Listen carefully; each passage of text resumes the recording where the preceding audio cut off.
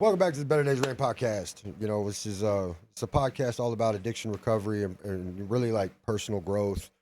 And I try to emphasize a lot on what's happened in my life, what's worked for me. Some of the things that I've gone through because I was in drug addiction for 25 years. So, and I experienced a lot of things in that 25 years, a lot of negativity. You're talking like homelessness, prison, just constant trouble and so yeah, so today we've kind of been covering what it was like coming into recovery, and today we're going to kind of touch on the value of service work. And I just want to say, like, when I had to look back and look at all the things that have had to happened in my life, I really had to just sit there and take ownership of a lot of it, right?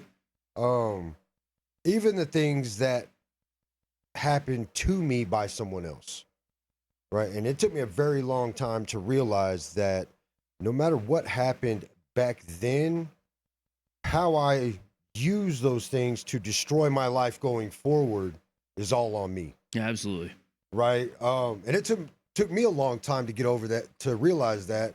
And when I go into the rooms and I talk to people, and that's pretty much where they're at as well, and you go to some biblical answers, and it just sums it up real nice and pretty for you once you develop this understanding. But it took me a long time to develop that understanding. So today, I kind of just want to stick to like what happened, right? Um, when I came into recovery, not I was on my last leg. I was dying, and I became. There was a lot of people going out of their way to make sure that I was okay. And not just okay, but like I was literally on 24-hour watch where somebody sat with me to make sure I was alive and talked with me. And people were showing genuine compassion towards me, right? This dude who's messed up his entire life, busted down every relationship, just failure after failure after failure. And when people start going out of their way for me, I became very grateful, right? When Warrior Garden Studios went out of its way for me, I became very grateful, right? And it developed a sense of gratitude in me, to where I wanted to start giving back. And so, and I truly think, man, like if you really look at your life and discover how selfish we really are and can be at times, right? For me, the logical solution to that was service, to be of service, right? Just to repent, go the opposite direction, quit worrying about me all the time, start worrying about some other people. So that's kind of where I want to kick in. So, do you think now? I know a lot of people have said that service work is actually selfish because you get kind of it helps you just as much as it helps someone else. Absolutely. But do you honestly think that that is selfish?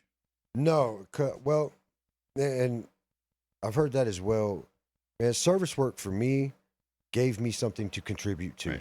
It helped me develop purpose, right? Because 25 years of drug addiction, street life, homelessness, like I had no purpose to my life. There was nothing there. So when I got sober, I was like, what do I do?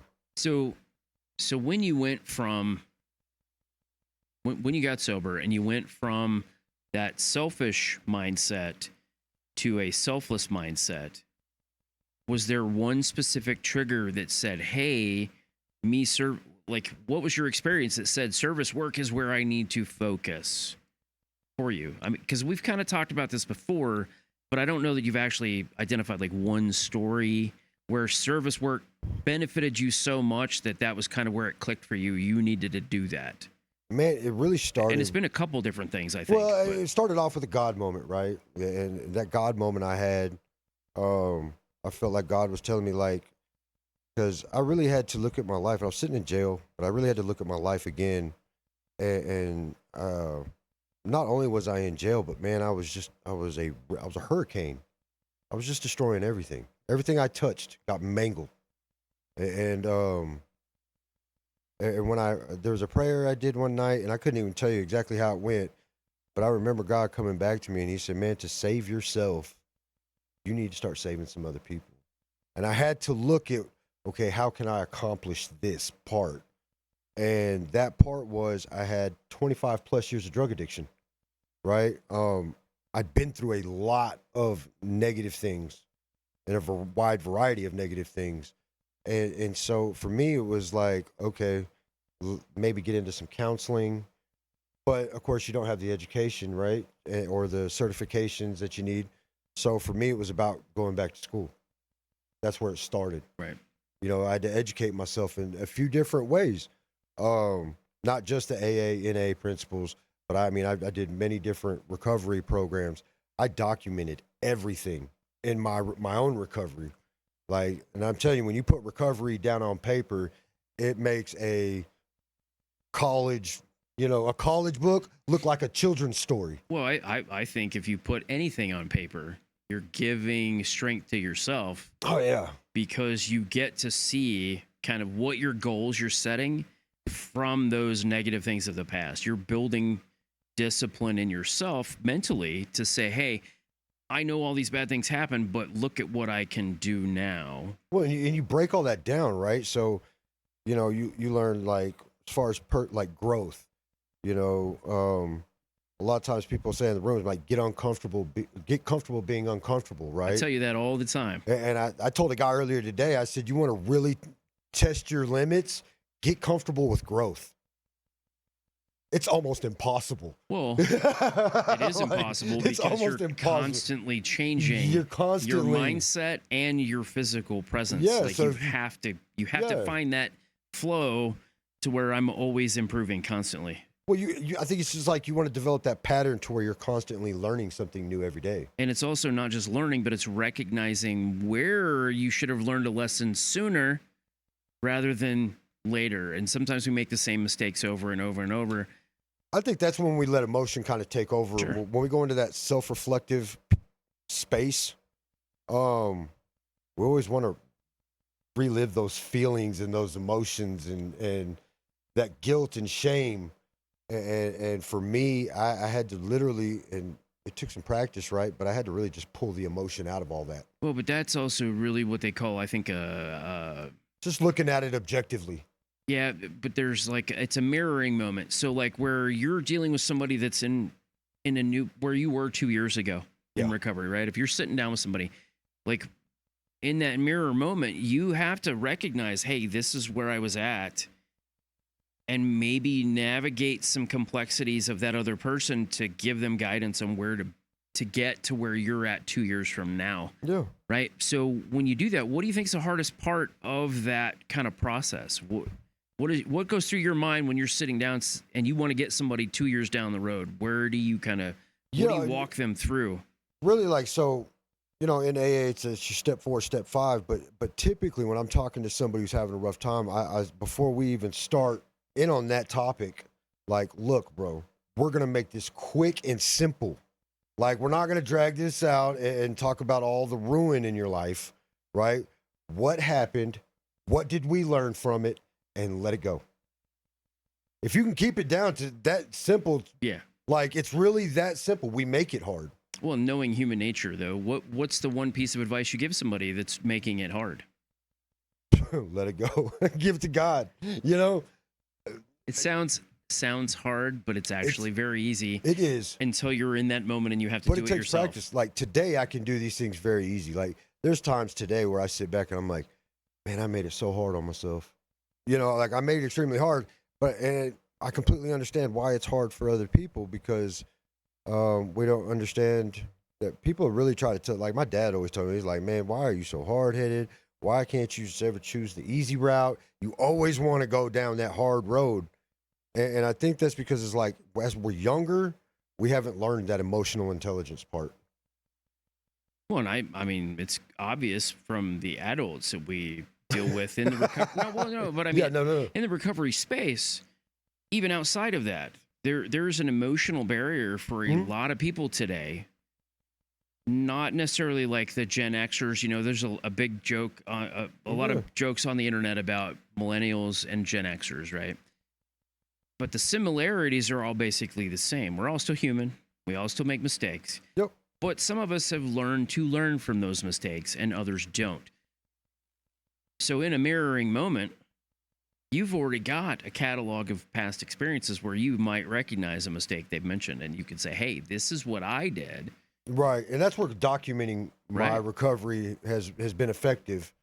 I wasn't a good journaler, so I'd vlog a lot. I would just sit there and record myself. Some of the best things you've done would be talking to the camera. Yeah, you just talk to yourself, and then just like for some reason when you're talking it into your phone or your camera or whatever, like it's really difficult to get that stuff out. You're emotional, you're like trying not to cry, and you're just doing all these weird things, right? There's all these things going off, sirens going off in your head, red flags. But then when you stop for a minute, collect yourself and then go back and watch it, it's like the brain sends a totally different signal. Yeah. You know what I'm saying? Like I'm my therapist, I'm my own sponsor, and I can start to come up with my own,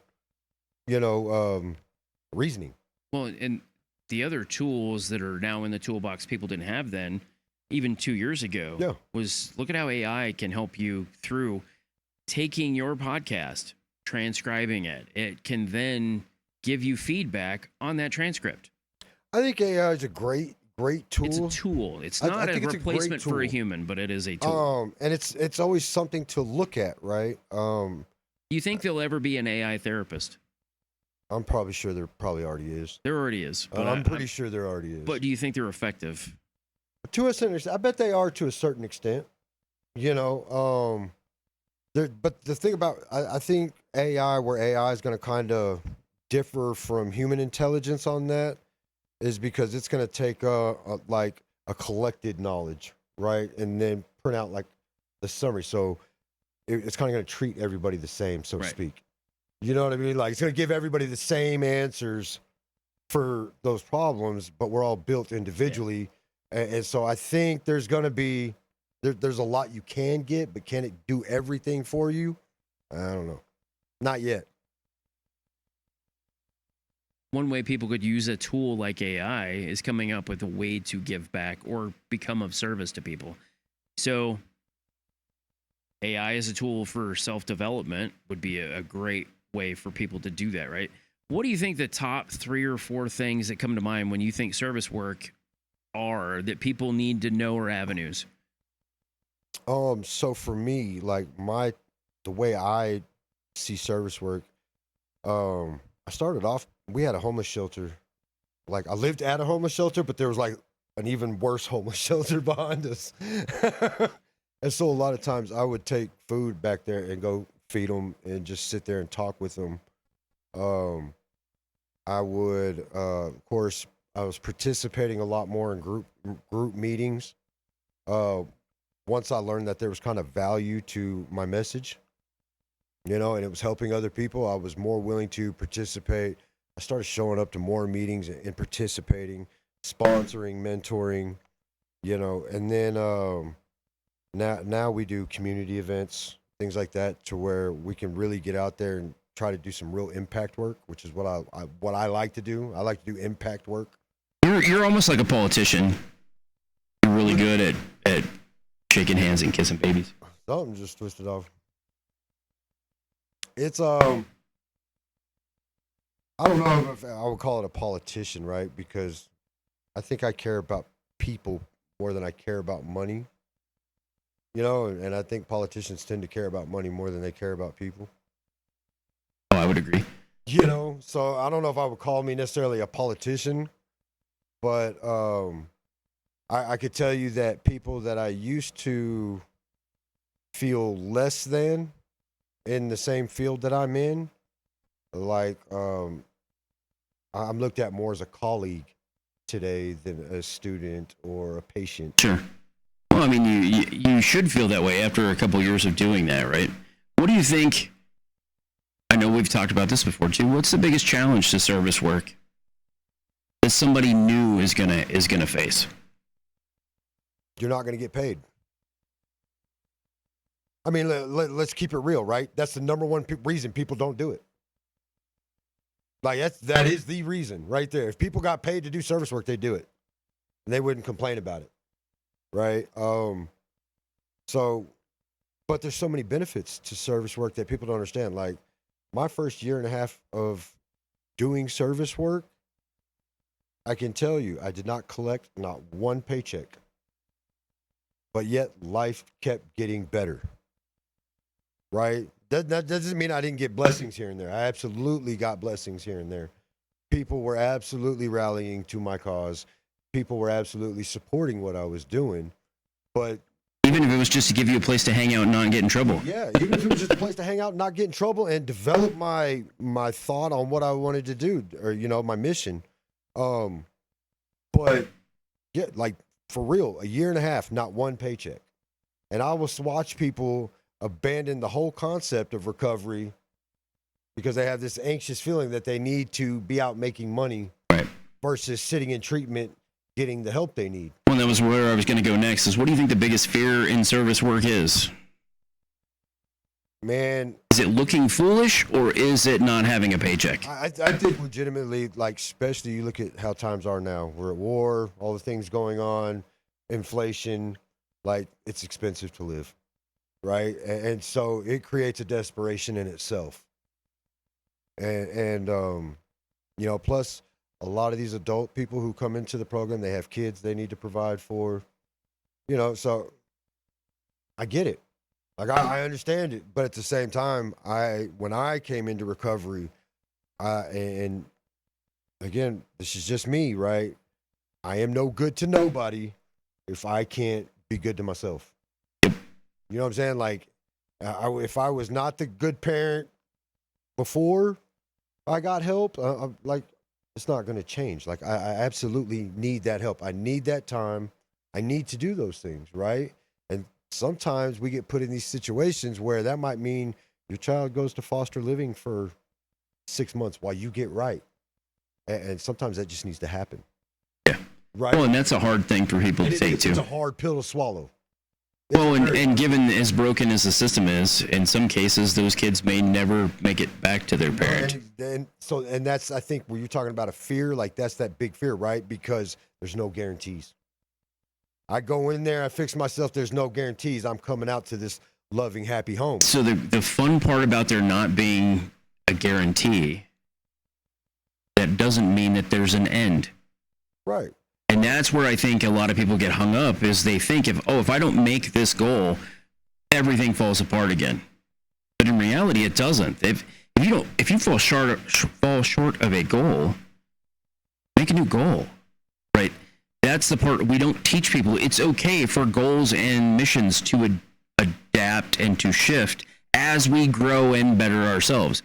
Well, I think it just continues to expand, right? That's what they should get bigger and broader. That's why I try to get comfortable with growth. Like, right. It's impossible because it gets bigger and broader. Like it just never stops. Growth doesn't stop.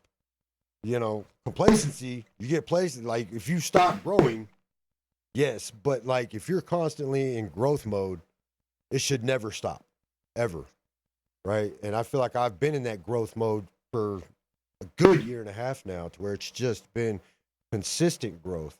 Some growth has been big, some growth has been small. Well, and that's the beautiful thing about having witnessed that. There's a bunch of guys here that have supported you, been there for you. We see that. Yeah. Now, what's cool is the people that don't see it, right? It's that unseen benefit of the work you do on yourself and the work you do for others. There's a huge benefit that it's unseen to maybe the general public, but there's always someone that sees it, whether that be God or the people that are closest to you. Yeah. Your wife's a great example of, Sammy can testify to the fact that Shawn has grown exponentially in his ability to communicate, his ability to love other people, but don't get me wrong, his ability to love himself. I completely stress my wife out at times. Well, yeah, but that's every guy does that, right? Like my wife gets to her wits end sometimes, and when you feel like you have a calling on your life to do something, like I did, right? Again, looking back at my life, never committed to anything. Never committed to family, job, life. Like I was a lifetime of broken commitments. I was like, okay, from here on out, I'm committing to everything I do. I'm committing to my marriage. I'm committing to my calling. And sometimes that committing to what God calls you to do, again, we're going back to that. It doesn't mean you're going to get a paycheck in it, right? Because it didn't. It hasn't. You know what I mean? But there's been tons of rewards in following that. So the saying is that winners win and losers lose, right? And I tell people, when you're going to recovery, man, get 10 toes in on it. 10 toes in, no plan B. Can't have a plan B. No plan B. And I understand why we were raised to always have a plan B, right? Because what happens if plan A fails? But what I've learned, especially in the recovery community, if I have a plan B, I rely on plan B. Well, and let's be clear. There are certain avenues of life that you do have to have a plan B. Yeah. There needs to be a plan B. But if you're going all in on what you feel you're led to do with your life, there's no plan B. There can't be. There's just not. There can't be a plan B when it comes to your marriage. No options. There can't be a plan B to your recovery, because Right. plan B to your recovery would be what? Going back to where it was 2 or 3 years ago? You don't want to do that. No. Nobody wants to do that. You know, you don't want to see Shawn at 20%. No. Like, Shawn at 20% is a nightmare. Like, he is a freaking nightmare, right? I've seen Shawn stressed out just to 20% some days. And it's like, Shawn at 20% stress is not good. Shawn at 100% stress is definitely not good. You know, it's bad, bro. But it was bad. Using that and knowing there's no plan B changed your mindset. It changed how you respond to certain things that happen and come up. And that is another piece of that unseen. Now that you're in the public eye more, people see your success or see you more visibly and think, oh, this guy's got it all made. When in reality, none of us have it all made. Oh, man, I'm just going to work. There's always work to do. Work, bro. Like, that's it. But that work never ends, and that in itself is the purpose you need to succeed and make and build that discipline to become uncomfortable with being there's so many in a growth mode. Like I said, when you have that plan B, people tend to be less resilient. Right? I like it when people go, oh, if that doesn't work, we'll do this. And I'm like, well, okay, that's great, but make it work. And then we're falling into that whole consequences for things you start and don't finish. Like, and I had to learn that one the hard way too. Like, that was a tough lesson for me as well. But man, for me, it's making 100% commitments. Now, as that's expanded and I'm learning more about covenant, which I'm still feeling. Oh, that's a process, bro. That's going to take you 10 years to figure that one out. I'm just now starting to figure about covenant. That's a whole new level. But commitment, I feel, is where it starts.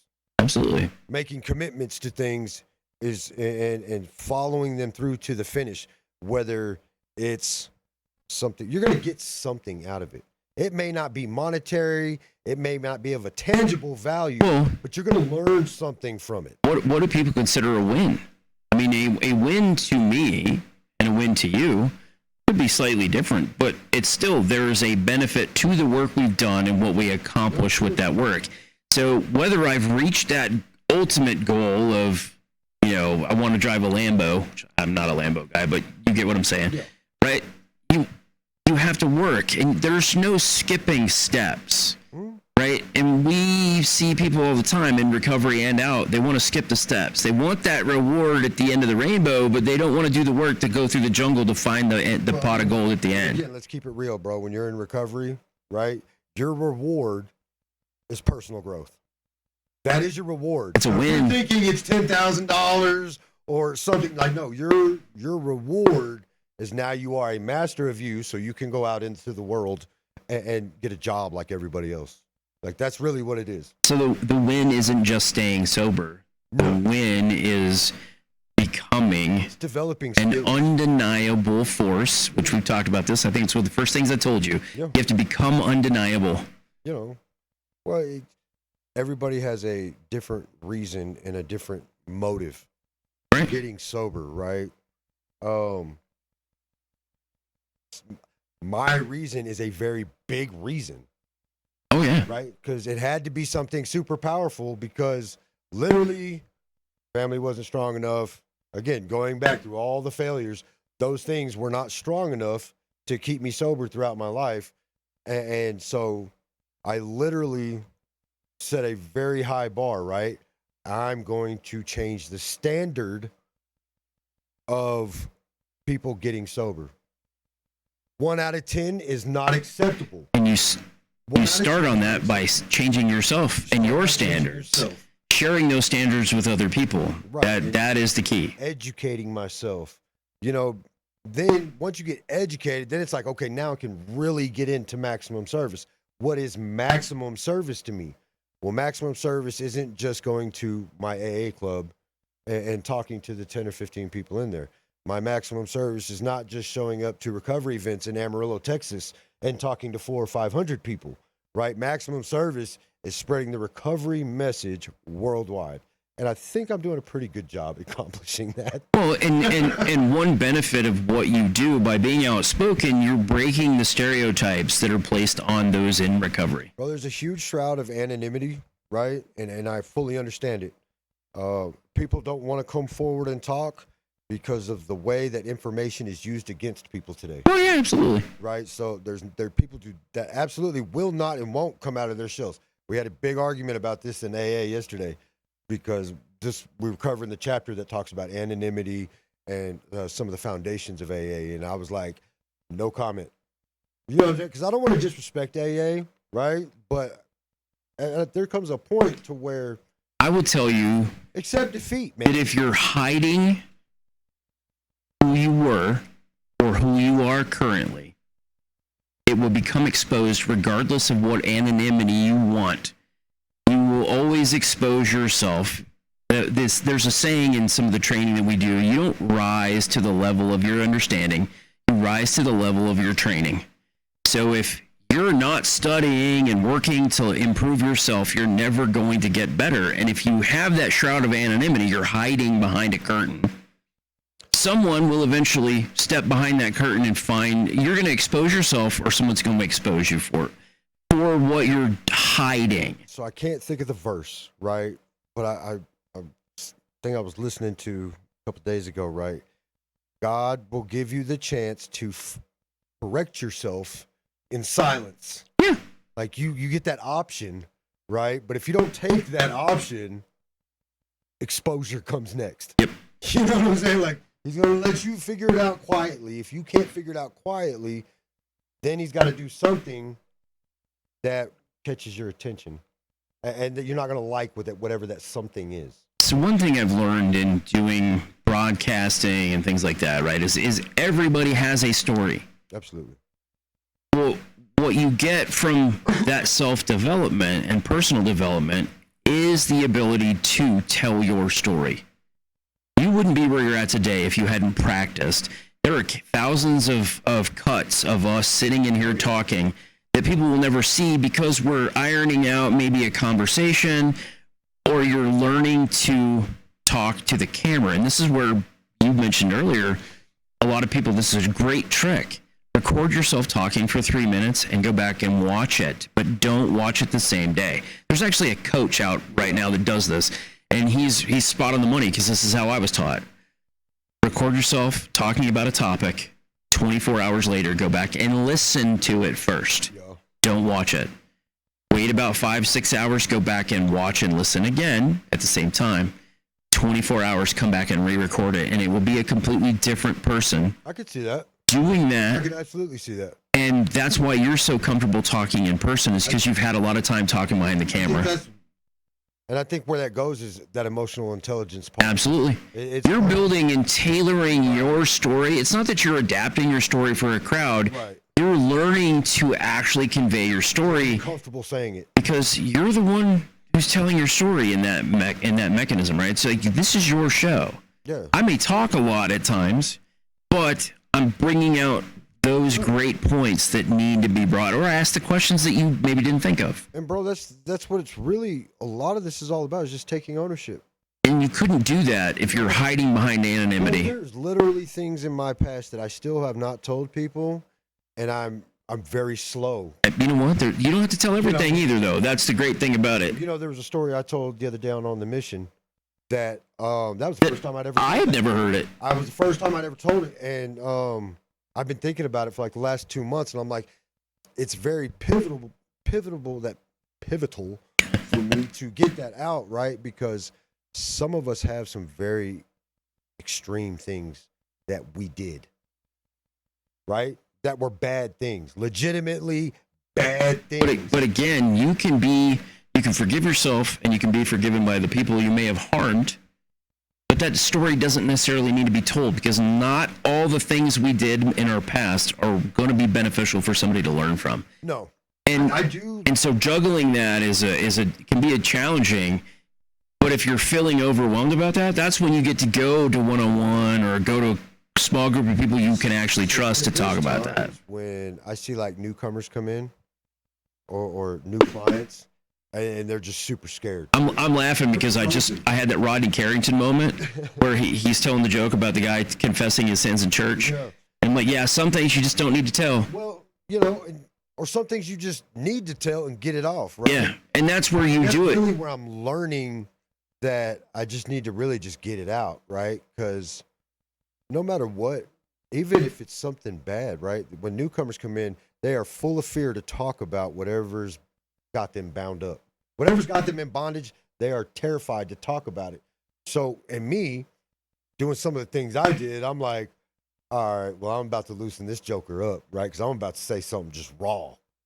And it's going to be ugly, and I'm going to get a whole bunch of ugly looks, and people are going to, bro, you need to leave. And I do that, right?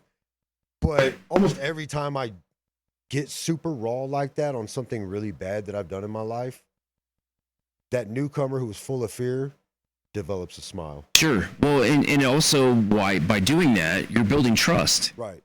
And I think that's where a lot of people, even outside of recovery, don't understand. Not everybody respects you. Not everybody trusts you. Not everybody likes you. When you come to understand that that's okay, yeah, you can then even become more your authentic self. Because some people are never going to trust Shawn the way that let's say, but for you and I and sitting with the mission guys, right? There's a different time and place for those levels of stories. And so a newcomer, you're going to break the ice. Oh, yeah. And other people aren't going to understand, and that's okay that they don't understand. But if you've made that connection and you've created trust with that person, that's a good thing, because you're raw and vulnerable to someone who needs to see it's okay to be that way. Yeah. You just need to make sure they understand. You don't have to do that with all 90 people in the room at one time, right? Well, it's like crashing through their barriers with a wrecking ball in a very polite way. You know what I mean? Like super polite. You know what I mean? Like look, bro, like I'm just gonna break down all your defenses real quick. No, I'm not putting that wrecking ball in here so you can swing from it. I'm just not doing it. But ultimately, the more I tell my story, the more I take ownership of it, the more growth I get. And as I reveal those things and just talk about them, the less it holds me back. Yeah. And just going into, again, the Bible, like, I was listening to Eric Thomas, man, like. Now, have you read his book? I haven't read his book yet. So I've got a copy. I need to let you borrow it. It's a good book. He's got a seminar up in Atlanta, I think in a couple months, and I'm trying to get a ticket to it. Like, dude is just super powerful, the things he says. And, he was talking about everything that we should do should breathe life, not death, right? And when you think about just like all the things we are focused on in addiction, those things are dead, right? They're dead. Where we say, I got to go back 30 years and I got to get closure for this event that happened in my life. Like, it's dead, bro. Leave it dead. It's not going to produce fruit. That goes back to exactly what I was saying about some of those stories don't produce results. They just make people misunderstand where you're at. And then you get people that want this closure. I had a friend of mine. He was in a bad relationship, and they split up with his girlfriend, and they've been split up for about 6 months. And he swung by my house the other day, and he's like, "Bro, I'm going to Dallas. I'm going to go get her." Man, you might want to think twice about that. Just maybe. You know what I mean? Because like you cleaned up, you got your stuff together, and she's still doing her thing, right? And bro, the closure you're trying to get closure on an issue that is dead. And it's very obvious that it's dead. You can't bring dead things back to life. At all. Now, dying is one thing. Like, you can absolutely restore something that's dying if you take, the initiative. Like, my wife helped bring me back when I was dying. But dead things are meant to stay dead. And when we put effort into those dead things, see, no, this is the thing that start wasting time. So here, we're in Don Quixote. He tilts at windmills, right? He's. If you haven't read Don Quixote, you need to read it. It's very old, but very applicable, right? Gotcha. We tend to go out and we rush, and we try to skip those steps.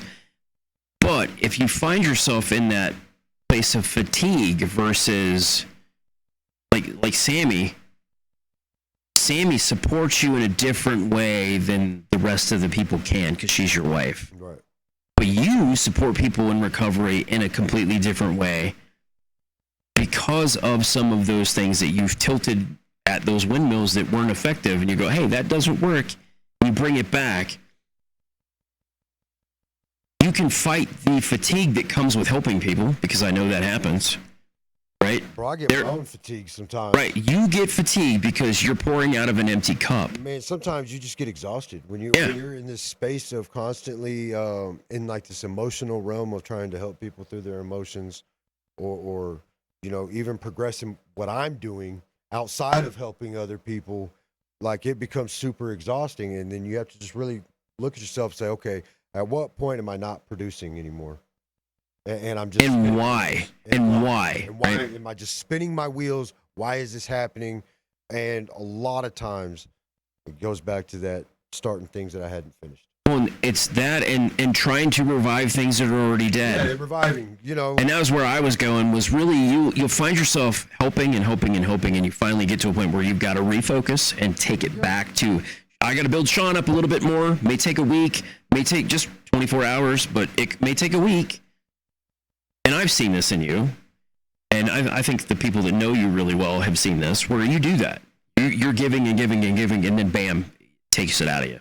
Sammy's seen this. I know I've seen it. Yeah. And then Sammy's the same way, where sometimes it's like, so when you stop focusing on the things that are dead, that you can't recover, you come back, regroup, hey, it's me, and then you're right back into that room where you're working on those people again. And I had a mentor a long time ago. He's a counselor, somebody I respect a lot. He said, man, I do 6 months on, 6 months off. Yep. I'll counsel for 6 months straight, and then I take 6 months off for my own mental health. And I was like, oh, well, that's great, So I got you for what, 2 more months before you kick me to the curb. But when I started coaching and mentoring, golly, well, we saw it at the beginning of the year. I burnt out. Like, I was just like, man, I can't, too much. Well, but a lot of that, let's be honest, so a lot of that was school kicking your ass. School was kicking my butt. I just had a lot of irons in the fire, and it was just like, bro, break time. So I took 2 months off. As mental health. Now, will I probably ever take 2 months off again? No, because for me, I felt like that was too much. Well, and technically it wasn't 2 months. I mean, it was about a month, a little over a month. But you needed that. There was a lot. I needed a little bit of a break. There's a lot going on. A lot. But I don't think people understand when we say there was a lot. Yeah, there was a lot. There was a lot. But now some of that's behind you, and you don't got to worry about it anymore. Oh, yes, behind me. So now we're going back to this. So because I want to frame it like this: it's that roller coaster, right? It's the ripple in the pond. So you help someone, they then create a ripple. Right. They then get to create more ripples, and it just goes on and on and on. But what's even better is when you regroup.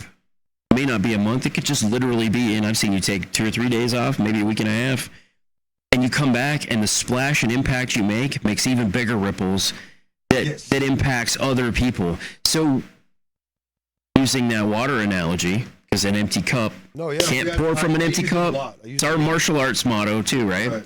I actually learned that from a Buddhist. Crystal. Crystal taught me that. She's like me, just the pebble in the pond theory. And it creates a ripple. But when you've poured out, it's time to re-pour back into your own cup. Mm-hmm. And then guess what? You get to make even bigger waves the next time. What do you think is your next big wave coming up? So, March and April were huge for the podcast. And 500,000 views. Yeah, 500,000, bro. Like we double subscribers on everything. Like it did great. Super happy with the podcast.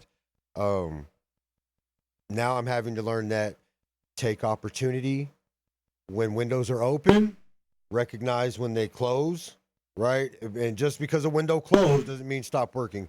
So I'm looking at spending the rest of May and June doing a lot of behind the scenes work. And More service, more community engagement. Yeah.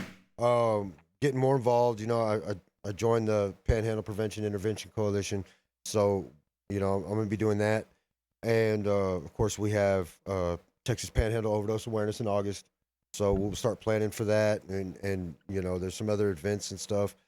But I really just want to get some groundwork done in the community. Like I said, some of that impact work, right? And not put the podcast on hiatus, but let it catch its rhythm and flow.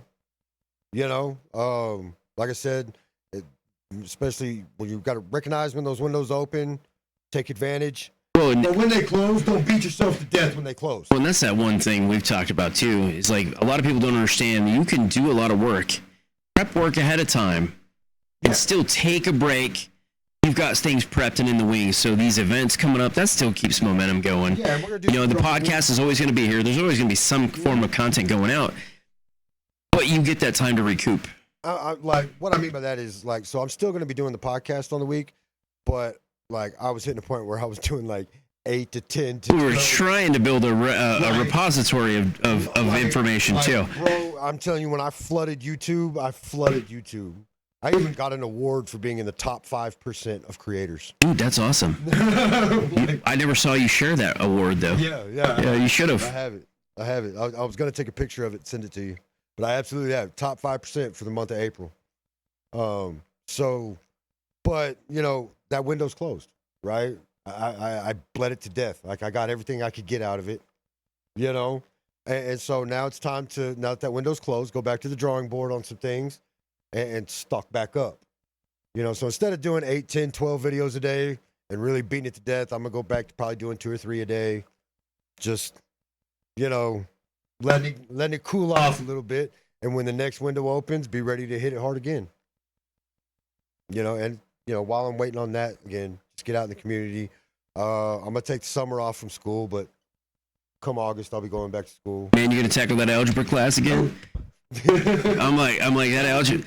Bro, I love you, bro, but that algebra made me want to kill you because you were so ragged. I want to kill myself. Algebra is not used by grown adults in the real world. I'm just saying. It's not, but I need the degree, and and I'm going to be using algebra later to put some stuff in the. Yeah. The sad part is I've been in college for a minute now, and I was really mad at myself over that class because, man, like I was ready to drop all the way out. And do I need a degree to do podcasting? No. Do I need a degree to be a motivational speaker? No. But I don't know exactly where my road's going to go. And if God put it in front of me, he put it in front of me for a reason.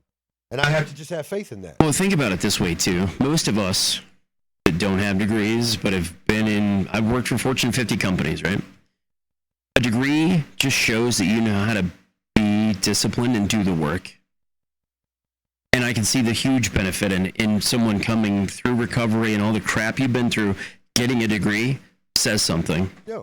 But I've also seen your discipline in other ways that normal people wouldn't. So there is a benefit to having it. But I firmly believe, and I believe forever, that you don't need one. I mean, I worked for multi-billion-dollar companies around the world, and you don't need a degree. I agree, right? But something that... It says something different about you, though. It says something different, but man, I've already put $35,000 into college. To walk away from it now over one class, that would turn into a regret, a resentment, something to just tack on to that failure board. So now don't get me wrong, like algebra will absolutely be my last class. I'm waiting till the absolute end to take that, but I'm going to finish it. That is that. Yeah, dude, that class killed you. It crushed you. Twice. and having to watch that, I was like, man, should I just shoot him and put him out of his misery? Yeah, like I was ready to kill myself. But bro, I think it's important that people understand that it sometimes requires that level of dedication. And you said sometimes a window closes. Yeah. And a window and a door, there's a massive difference. And sometimes it's not that you're supposed to step through a door or go through a window. You're just supposed to look through that door and that window. Or get what you can get from it. Exactly. Sometimes there are learning experiences and opportunities from other people that have been there, which is why a podcast and a show like this matters, because there will be absolutely people that will never go to those rooms to get help, but they may watch your show, or they may, through you, have the courage to go to that room. So there's huge opportunity and ways of looking at and being grateful for the things that you're able to accomplish just doing what people call being a podcaster, right? And typically what you see in addiction is you see people waiting for opportunity. Yeah. Like you can actively see it. Like these people are waiting for just a blessing to fall in their laps, right? And my main mission since getting sober has been to inspire hope, right? And you do okay at it. To inspire legitimate hope, like I have to put a ton of work into it. But I let people know, like, bro, if you are waiting on opportunity, you might just die. Well, I would say you might just die waiting for it.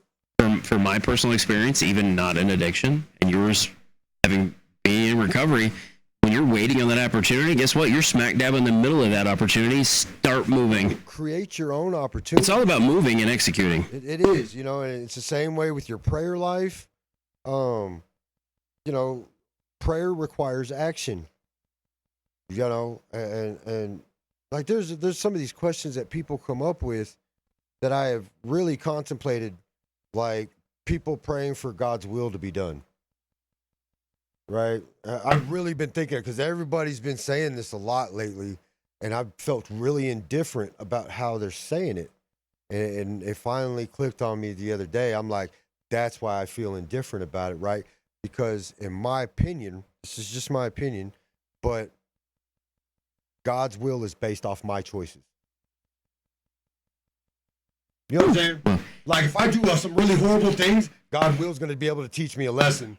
Well, if I do some good things, God's going to teach me. I think God allows the consequences of our actions to follow us, catch us, or we can ask to be forgiven of those consequences. Right? But again, it goes back to that action, right? It's all about you, and it revolves around you and God, not you and 9 other people and God. It's you and God. It's a personal relationship. They'll say God's will be done, and then they'll sit there and do nothing. Yeah.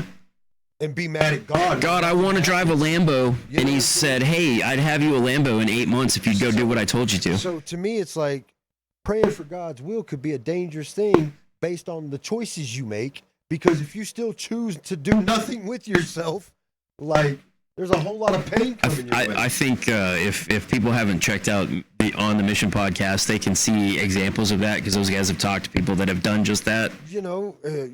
But you see, like, people who have gained solid recovery, or people who've,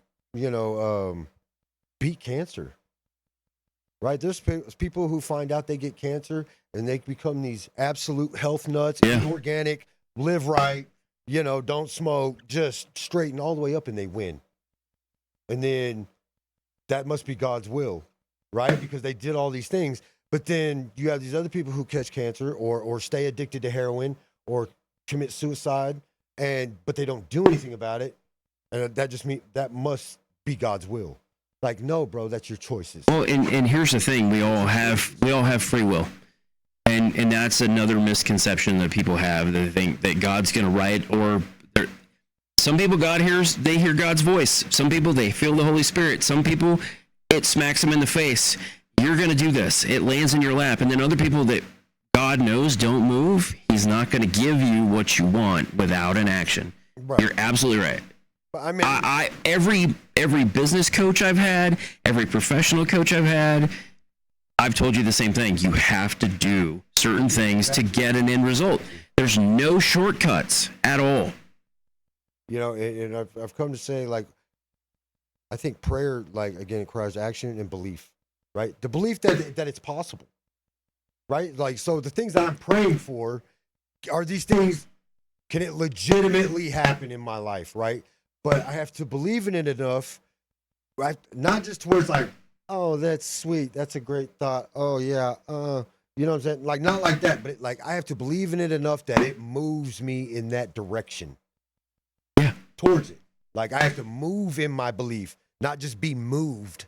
I have to move in that belief. We should have like one of your episodes just be like a spelling list. Like we should put a list of words and like explain what these words mean, because I think that's where we're at today is people get confused about prayer should be a couple different things, right? But people want to say, hey, I'm praying for wealth and I'm praying for this job. We're super shallow today, bro. And it's not really about that. It's like, it should be about, hey, God, fix me and help me fix other people or fix other things. Yeah, man, in community, especially, well, we are in this way in personal responsibility too, but I see it really heavy on the community side. We view surface level. Well, think about it. We look at surface level stuff, but as far as getting down deep to issues, Think about at some point that accountability is coming back on me, and I don't want to touch that. So think about it this way too. You've had the luxury of being brought into a community here in Warrior Garden Studios, where you get differing opinions and views when it comes to religion, politics. Oh yeah. And yes, you can't have an educational moment, a personal responsibility moment without some education. Correct. You have to realize, I didn't know something, now I know something new, and how do I implement it? What lessons do I learn? And guess what? That is an action in and of itself. So if you continue to make that action, you're exactly where you said you wanted people to go earlier in this conversation. It requires that action. Yes, you have to take you create those ripples. You have to take yourself to a learning curve. And it frustrates me to death, especially in the treatments, facility treatments. You know, even when you look at prison reform, but really in the recovery treatment facilities, bro, like no one's preaching higher education anymore. Like nobody. Right? That was the one thing that probably blessed me, besides my wife. College was that next best thing. Well, and I'll go back to what I said before. You don't need a degree. No. But you need education. You need the education. Like, I had to learn how to speak. Yeah. I had to learn to get comfortable being uncomfortable. And being 40 years old around a bunch of little 18-year-old kids calling me old school, you know what I'm saying? Like, and just like running laps around me when it comes to, you know, classwork. Like, for one, it's humbling. I'm in a room full of people trying to elevate themselves. I get a sense of community because I'm actually in a group, not this toxic group that's just getting high all the time. But you know what I mean? Like, well, and think about it. We've had this conversation on your show too. You are the sum of the 5 people that you hang around the most. Yeah, absolutely.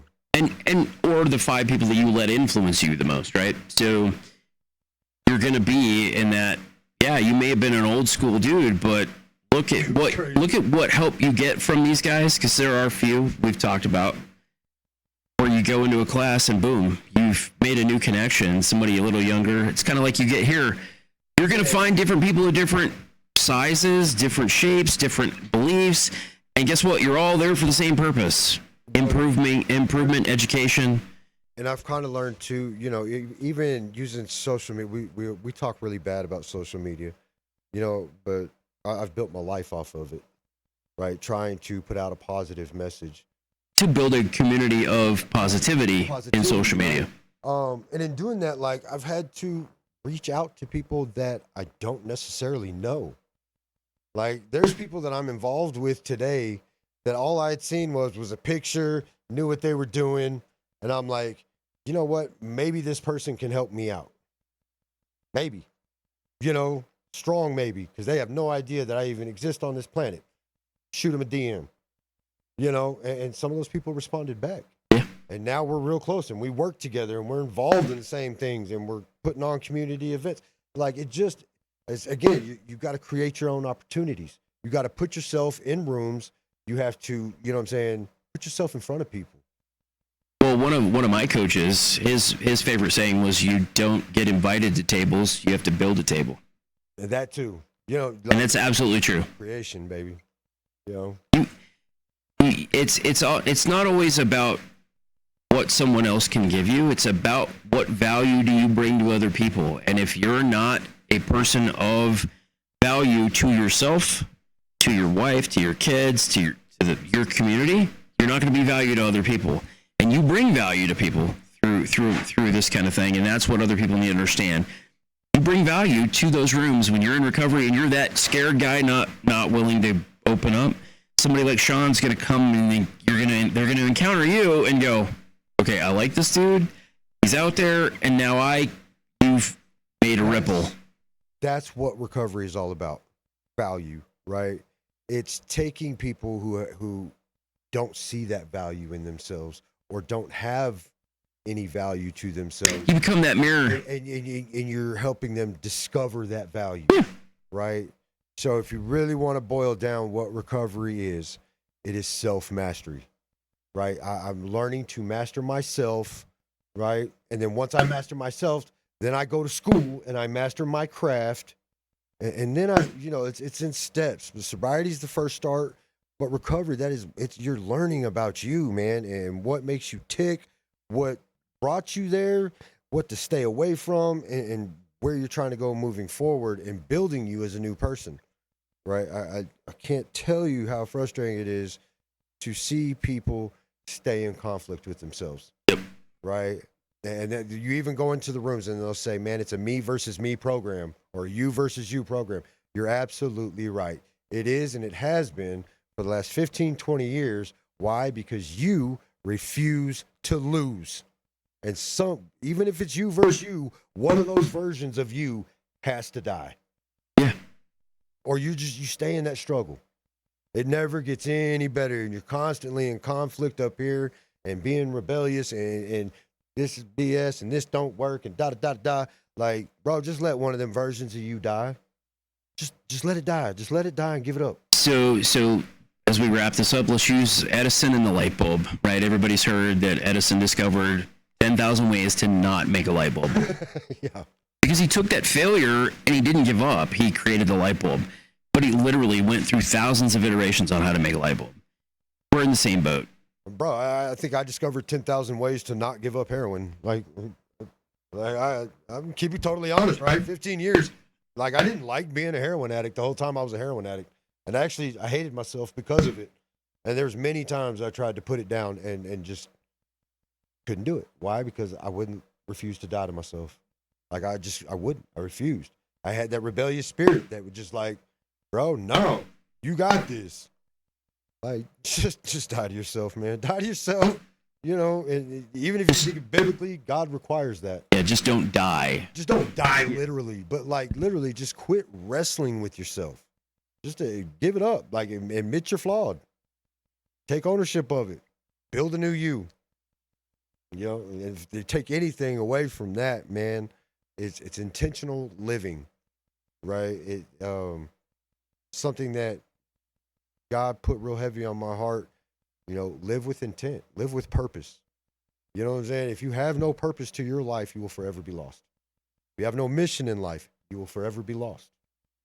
If you have no value to yourself, you will forever be lost. Like, these are things you have to develop, and recovery gives you the tools to develop those things. So as we wrap up today's show, you know, I really want to thank everybody who watches the podcast, supports the podcast, you know, and helps us get our message out. You know, man, honestly, it's been probably the best 2 years of my life, man, doing this podcast and being of service to everyone, you know. Next week, we're going to have a super powerful show. There's been some things that I've had to keep on the hush for the last 2 years, but we're finally at a point where we can talk about those things. So, man, next week, that's going to be our topic, and tune in for that, because it's going to catch you. Going to catch you. It caught me, opened my eyes to a lot of things, changed my life forever. You know, and yeah. With saying that, we're out. Appreciate y'all.